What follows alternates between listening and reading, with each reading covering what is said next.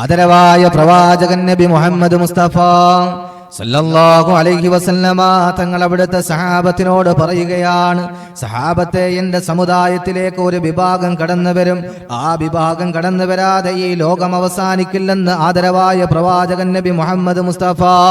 അല്ലാഹുവേ, അവിടുന്ന് പ്രവാചകം പറയാ, മറ്റു മതസ്ഥരുടെ മതചിഹ്നങ്ങളുമായി പരിശുദ്ധമായ ദീനിനെ കൂട്ടിക്കലർത്തുന്ന ഒരു വിഭാഗം കടന്നു വരാതെ ലോകം അവസാനിക്കില്ലെന്ന് ആദരവായ പ്രവാചകൻ നബി മുഹമ്മദ് മുസ്തഫ. എത്രയോ വർഷങ്ങൾ കഴിയുമ്പോൾ അള്ളാഹുവിന്റെ പ്രവാചകൻ പറഞ്ഞ ഓരോ വചനങ്ങളും യാഥാർത്ഥ്യമാവുകയാണല്ലോ.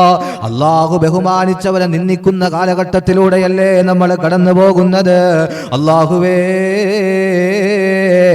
അള്ളാഹുവിന്റെ ഔലിയാക്കളാരാ? ആ ഔലിയാക്കളുടെ പേര് പറഞ്ഞല്ലേ ആനയും അമ്പാരിയും അണിനിരത്തുകയാ. എന്നിട്ടിത് പരിശുദ്ധമായ ദീനാണെന്ന് പറയുന്നവരോട് ഇത് ദീനല്ല ചെറുപ്പക്കാരാ, അള്ളാഹുവിന്റെ കോപം നിന്നിലേക്ക് ഇറങ്ങുകയാ.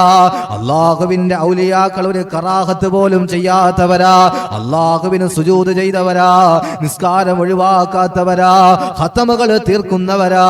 അങ്ങനെയുള്ള ഔലിയാക്കളുടെ പേരിൽ ഉറൂസ് നടത്തുമ്പോൾ ഇന്നത്തെ ചെറുപ്പക്കാർക്ക് നിസ്കാരമില്ലല്ലോ.